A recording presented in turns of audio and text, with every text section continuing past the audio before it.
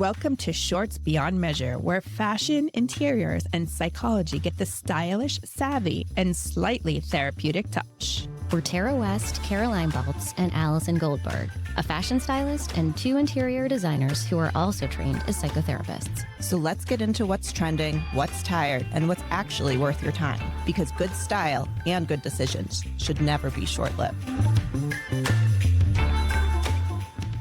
Good morning, ladies. Morning. Hi. So funny, we always learn something about each other when we're off the microphone. And today we learned that Caroline was on a game show when she was in the 6th grade on Nickelodeon. What was it called? Double Dare. Double Dare. I never saw it. Oh my God, that was like the coolest game show ever. And then you get slimed. It was amazing. But you didn't get slimed, I did didn't you? get slimed. I remember that part. No, but I had to go through this obstacle course, and it was like questions, and then monkey bars, and then you're like sliding through this thing, and it was cool. It was really cool. It is cool, and you're pretty competitive, so you probably wanted to win. I wanted to. In it to win it, baby. Wait, I want to find the footage of this desperately. Yeah, if anybody out there wants to find that for us, that'd be amazing. I would love to see it. Double Dare, Nickelodeon. What year was that? 1840? 1840.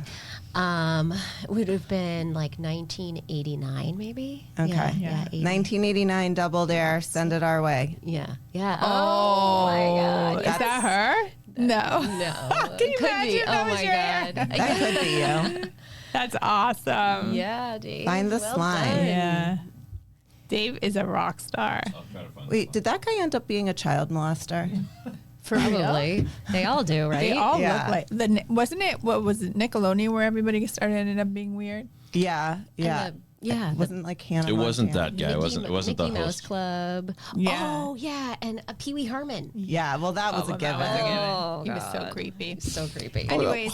Pee-wee wasn't the child molester. Yeah. No, He he was. was not. He wasn't? God. He was arrested for public exposure in a. To a child? No, he was jerking off to a porn movie in a Are theater. you sure that Right. wasn't No, you? he's right. He's Pretty, right. pretty sure. I feel like Poor most Pee-wee. men have done that, right, Dave? No comment. All right, Caroline, what are we talking about today? So today we're going to talk about Harlow's monkey experiment. And basically in the 1950s, he was interested in trying to find out what makes babies bond with their mothers. And there was this whole thing like, breastfeeding, and you have to feed your baby, and it was all around milk and whatever. So he was like challenging it.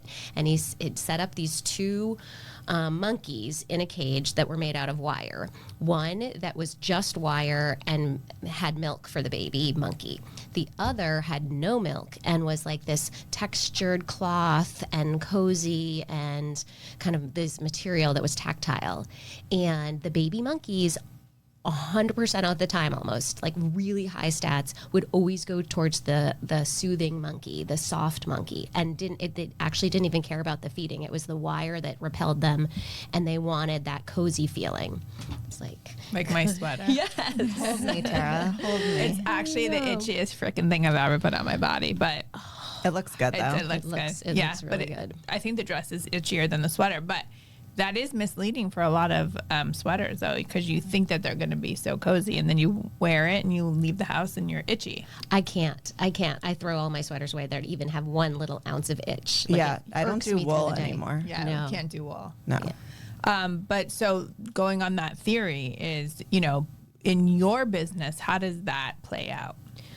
Well, I literally saw it just the other day where we are doing entire house of a family in Newton, and they have 2 young boys, and we got these swivel chairs that are made out of sheepskin. Shearling. Yeah.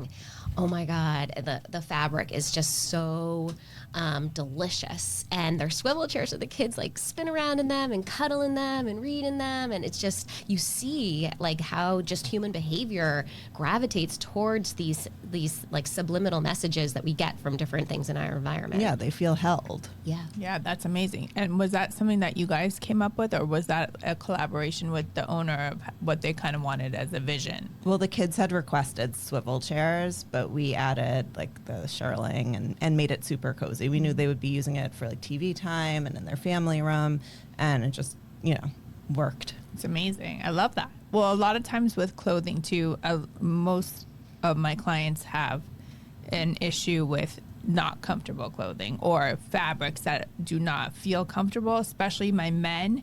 They want the softest shirts ever. The jeans, you know, like AG does a really soft jean, nothing stiff. Like, we're all past that, I think. But really, it becomes very important to my clients to have comfortable clothing as they get older, too. They could care less kind of what it looks like as long as it's comfortable. I have that issue with my kids all the time because they just wear like sports clothes 99% of the time. And then when they have to get dressed up for something or we're going to dinner, when they have to put real pants on, they're like, this is so uncomfortable. I don't want to go. Yeah. And it's a pain. Do you have any like brands that you recommend for kids that are comfortable but stylish? Yeah. So kids are always really difficult. The tween from 12 to 14 is the hardest, especially for girls. I was having this conversation with somebody whose kids are having a bat mitzvah. I'll get to brands in a minute, but that is a niche that is definitely missing because when a girl grows out of that large in a kid's size, it becomes a woman's extra small, and then it's sexy. And it's not cut right either. It's not cut right, and it's also more times than not inappropriate. Yes. Oh, yeah. Do you know what I mean? So Definitely. It's like this niche that's missing. So, there's my kids love like these brands that are not very fancy. No, I don't want fancy. But I just don't want like sports clothes. Sports clothes. But, they do like Addicted. I don't even know that store, Addicted, which actually I've used for some TV segments, which is hip, but you're not spending a lot of money. That's of fast exactly what I want. And Where is that store? They have one, I think, in the Natick Mall. I was just going to say that. Of course. I used It's to all that love- kind of stuff. I love back to school shopping in the Natick Mall. There's this store called Garage, and I call it Garbage. Yep, I know that store. That's been like- around forever. The worst clothing possible. I think it's all polyester. It's like if there were near a fire, it would all catch on fire. Oh, yeah. But I also think, J. Crew is kind of having a comeback. Like, Is it? Yeah, they have a new fashion designer. Well, she's not that new. She's been there for a little bit. Some really cute things that your kids can wear that is not so kid, Okay.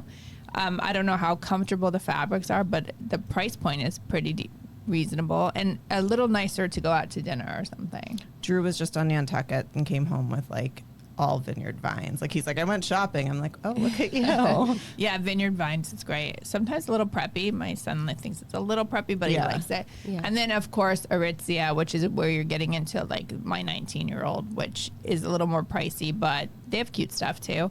All of these stores, I feel like, sell similar stuff. So just go to the cheapest. Go to the cheapest. Well, if you're like my son and you leave every single thing you own at camp, Yeah. don't ever buy. The best part is, so he comes home from sleepaway camp, I was telling you guys, literally with nothing. And I knew this because last year he came home with maybe 4 things. This time, nothing. And the text chain from the moms is bananas. And it goes on for about 45 minutes. I don't say anything. Yeah, I Because leave those text chains. what are you going to do? Send them back their underwear? I mean, like, they all are... Nobody has anything. One of my girls left a pair of shorts at camp and they mailed it to us. Oh, really? That's I was amazing. like, I don't want this.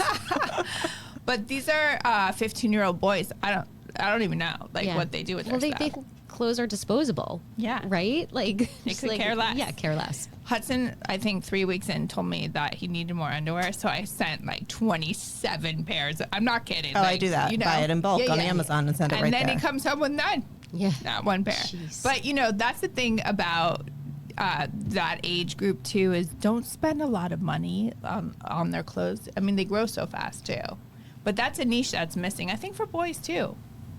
What is he going to be rocking as he starts his freshman year? I mean, I don't know. Not a tuxedo. But you said that he's been doing some shopping. Does he do wide leg jeans? Does he do jeans? Is he more... he does do jeans, but I think more of a relaxed, like when they get into high school, they wear a lot of sweatpants and stuff. You know what I mean? Like they all, I think they start off with this idea of like what they think they're going to wear, and then they all end up in hoodies and sweatshirts. That's what they all wear. I feel like it starts with shorts and Crocs and ends with sweatpants and Uggs. Yeah, Yep. totally. Wait, what were we talking about? I don't even remember. The yummy. Yeah, Cozy. the Harlow experiment Harlow with the experiment. monkeys and stuff. Like how, but sometimes it can even be subliminal. You know, like when you sit on a couch that's firm, like it just is like you bonk down it. It's like, bleh, right? Like if you sink in and it's this down wrapped and you just sort of like, yeah, just melt into it. The way you feel in the space is completely different. Yeah. It's like when you go to a hotel and the bed is the best thing that you've ever lied in. Yes. That, and then you're just happy and you have a good sleep and you're like, I love this place. It's the best vacation. The comforter at Miraval. That is the best thing I've ever touched in my life. And you put your hand in it, it's like memory foam almost, but doesn't feel like memory foam, and then it pushes you back out. It's like a cloud. Yeah. It's just, I want it all over me all the time. Yeah, it was so delicious. For our Steve, listeners, stop laughing at that comment. I'm just going to save that clip where you said I want it all over me all the time. Yeah. Bow, chicka, wow, wow. for our listeners, what would you guys say are like the top 3 things to make your house the coziest? Easy 3 things. Throw pillows. Definitely throw pillows. Down throw pillows. Yes. Yeah. Even if you go to Home Goods or something, you can feel the difference between a down pillow and the crappy foam ones. Don't buy the foam ones. You're not going to get that same held feeling. Yep. I also think the scale of the back of chairs and sofas matters. Like if you sit down and your back isn't held by it, there's something that you feel like vulnerable in the space. Like somebody could come up behind you or whatever. Like there's a message that we're getting from that experience of sitting. That's one of the matters. first things you told me about my living room. Really? I'm still getting over it. What did she say? No, she just didn't like my sofa. I didn't like it either, but it had a lower back, and it was that same feeling. She's like, I feel like someone's gonna. Obviously, Caroline has some trauma here, but she was like, I feel like someone's gonna pop out and scare me.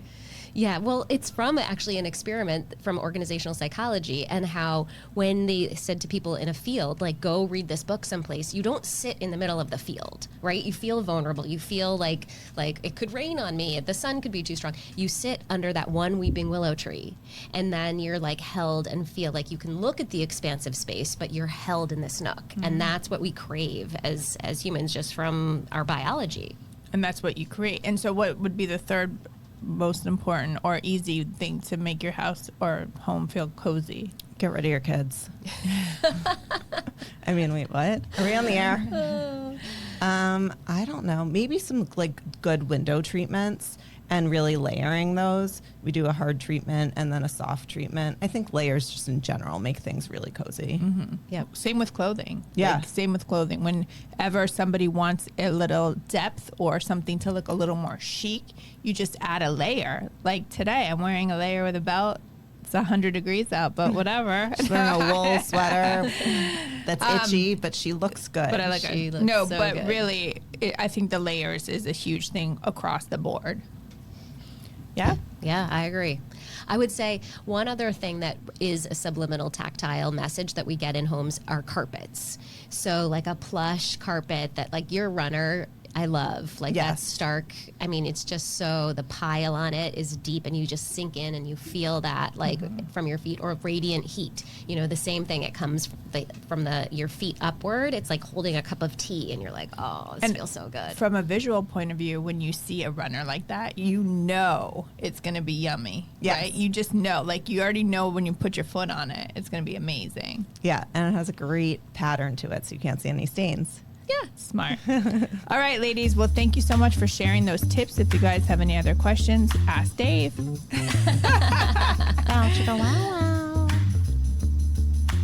That's it for this week's shortlist. Thanks for listening. If you enjoyed today's conversation, share it, leave a review, or let us know what's on your short list. Shorts beyond measure, because the most important things in life can't be quantified. I want it all over me all the time.